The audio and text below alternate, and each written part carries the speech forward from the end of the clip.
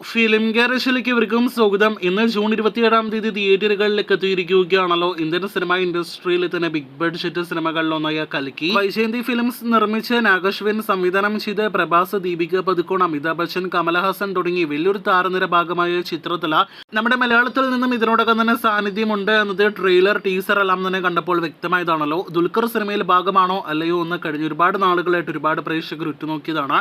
ഇന്നലെ രാത്രിയായിരുന്നു പ്രഭാസിന്റെയും ഒപ്പം തന്നെ സംവിധായകന്റെ വീഡിയോ ചാറ്റിലൂടെയാണ് വിജയ് ദേവരകൊണ്ടയും ദുൽഖറും സിനിമയിൽ ഭാഗമാണ് എന്ന് നമുക്ക് 100% ഉറപ്പിക്കാനായിട്ട് കഴിഞ്ഞത്. ഇപ്പോഴത്തെ കൽക്കിയുടെ ആദ്യ പ്രദർശനം പൂർത്തിയാകുമ്പോൾ ദുൽഖർ സൽമാന്റെ ലുക്ക് പുറത്തു വന്നിരിക്കുകയാണ്. ഈ കാണുന്നതാണ് കൽക്കി എന്ന ബ്രഹ്മാണ്ഡ സിനിമയിലെ ദുൽഖർ സൽമാന്റെ ലുക്ക്. ഒറ്റ നോട്ടത്തിൽ ലുക്ക് കാണുമ്പോൾ നമുക്ക് മനസ്സിലാക്കാനായിട്ട് കഴിയുന്നത് കിങ് ഓഫ് കൊത്ത എന്ന സിനിമയുടെ ചിത്രീകരണം നടക്കവെയാണ് ദുൽഖർ കൽക്കി എന്ന സിനിമയിൽ അഭിനയിച്ചത് എന്ന് തന്നെയാണ്.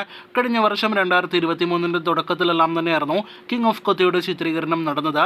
അപ്പോൾ ആ സമയത്ത് തന്നെയായിരുന്നു കൽക്കിയിൽ ദുൽഖർ ഭാഗമായത് എന്ന് ഉറപ്പാണ്. കഴിഞ്ഞ വർഷം ഓഗസ്റ്റിൽ തിയേറ്ററുകളിലേക്ക് എത്തിയ കിങ് ഓഫ് കൊത്തയ്ക്ക് ശേഷം ഇപ്പോഴത്തെ ഒരുപാട് മാസങ്ങൾക്ക് ശേഷമാണ് വീണ്ടും ദുൽഖർ സൽമാൻ ബിഗ് സ്ക്രീൻസിൽ എത്തപ്പെട്ടിരിക്കുന്നത്.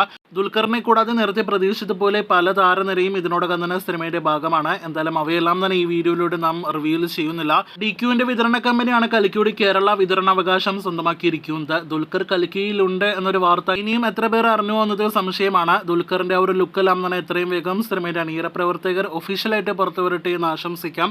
കാത്തിരിക്കൂ കൂടുതൽ കൽക്കി വാർത്തകൾ കേട്ട്.